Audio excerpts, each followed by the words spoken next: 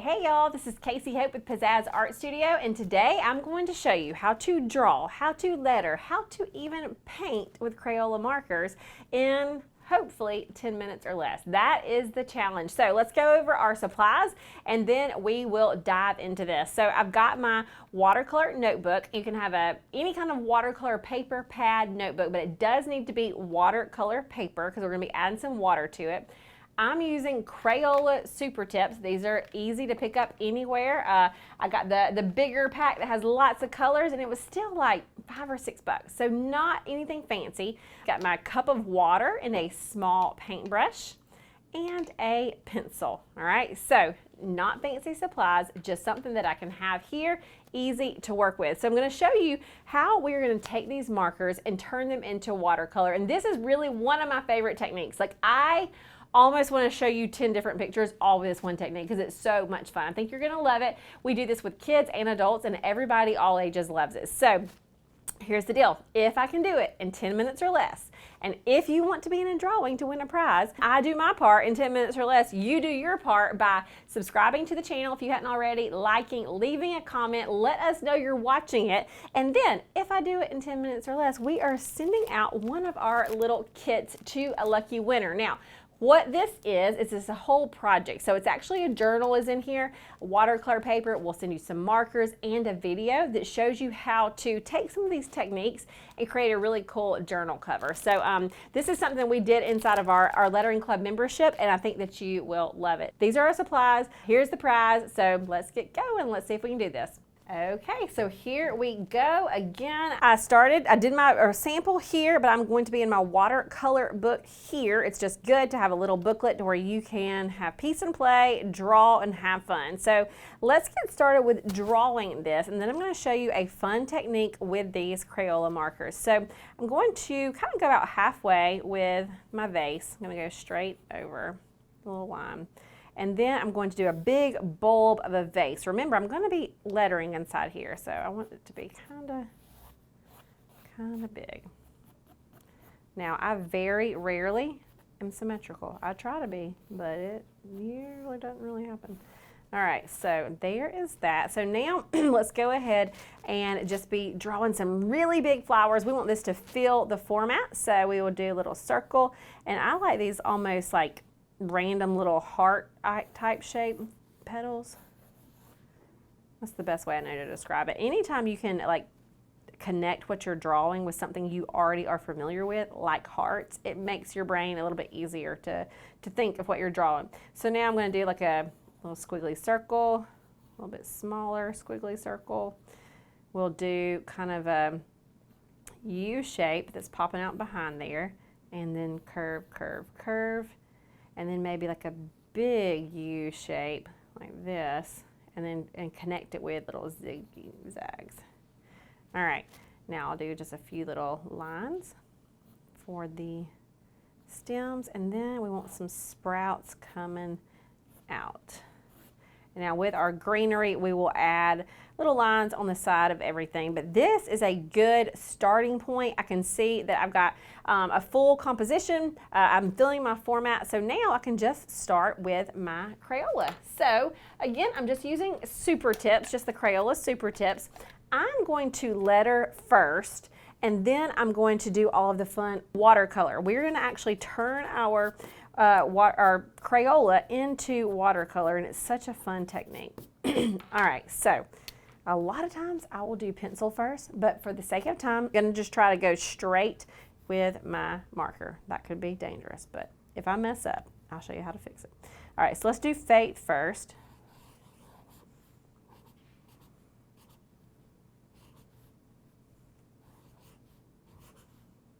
Okay, and then we're going to do Fear. I'm going to put the F back here.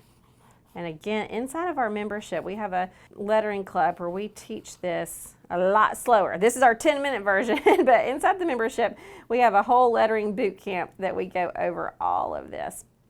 And Faith over Fear is really, you know, you hear that saying a whole lot. I did a whole little Bible study on this one time because there's so many areas in our life where fear will creep in, whether it is fear over, you know, things with sicknesses and all the what ifs, or fear with safety with your family, or fear of like a loss of security. There's so many ways that fear creeps in, and in those times, it's just so important just to remember like where our provision comes from, where our safety, security, everything comes from Christ. And if we can put that, you know, that faith in front of that fear, it is just so so beneficial. And God always comes through. He always comes through.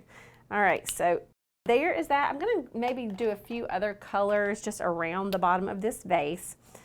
And then if I've got time at the end, I'll add my little polka dots. But next up, let's go ahead and start adding our color up here that's going to eventually turn into the watercolor. So I like this one that I've got. I wish these had names. They don't. They just have numbers, and there's no way I can read out every number as we go in 10 minutes. But you can kind of start to see what I'm doing. I'm just using the side of this to scribble a little bit of color on. I'm going to, let's see, let me get another little pinkish color in there. Maybe a light pink. I am not coloring this in. Ooh, I don't like that one. You see what I mean? I should have tested this on a page. I like it for some things, but not for that. All right, so I do have a little test sheet off to the side that is a good idea to run your colors on that, because sometimes they are different than what these caps look like. All right, so I'm tracing the edge of this, but notice that I'm going like 1, 2, 1, 2. I'm doing it multiple times. And what that's doing is it's really layering on the pigment, because when I add water, if you don't have enough pigment, it's not going to have the effect that we want it to have. I'm also using the side of it, not the tip. The tip is a skinny line, and I want to do the side of it to kind of thicken it up a bit. Okay, right in here, I'm going to mostly concentrate that orange right at the center. All right, let's see, I want some blues. I'm going to test it off camera. Yep. Now you got to be careful right in here, because you've got a lot of colors that are close to each other, and if they touch, they're going to bleed into each other. So you do have to be careful once you start adding the water. Now, as you can see, I am not coloring pretty. I am scribbling color in, okay? This is not about perfection at all, at all, at all. Let's see. All right, so now I'm going to go with the greenery. Now, I told you I was going to come back in and add the little stuff. So it's just these little curve lines. And they come off either side of those lines that I did.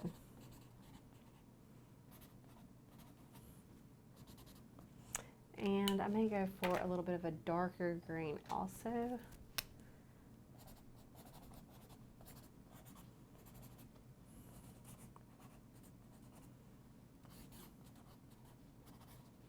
Okay, and now it is time to add the water. All right, so this is so fun. Start with your lightest color first. Actually, hold on, I just saw something. I might want a little bit of this dark orange out here. Okay, so start with your lightest color first, which is going to be the yellow. So I'm going to start, I'm going to swap brushes. That brush was a little too flimsy. This is still a small brush, but it's a little bit harder tip. And then that orange really kind of bleeds into it. Isn't this cool? Now, I mentioned it when we were going over the supplies, but your paper matters. So if you were watching this and you're like, oh my gosh, I cannot wait to try this, don't be going to get some copy paper out of your copying machine, okay? It won't work on that. It just will not. It has to be a paper that can hold water. So this is watercolor paper. It's Canson. It's the 140 pound.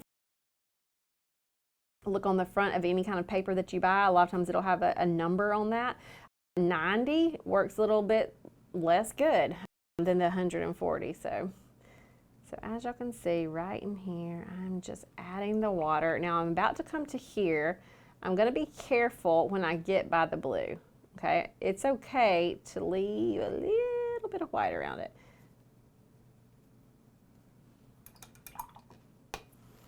And so here, just quickly kind of dissolving it.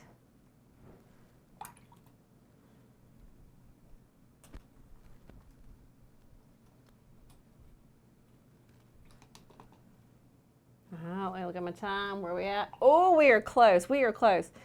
All right, so a little bit there. Okay, now with this green that's on my brush, I'm going to just kind of do these little dots as little filler. And then I think it's going to look good to also come back in with, let me find that black, some little polka dots down here. Just to add a little bit of cuteness. And I kind of wish I would have done a little bit more red or orange here. And here's the deal. I can't do anything right now because it's still wet. But once this is dry, I can work back into it. I can add a darker layer of color. And you don't even have to, add the water. You can just add that color right on top. So for example, here's my finished piece. If I wanted to come back in and just add some lines without adding water, you totally could. So where are we at on time?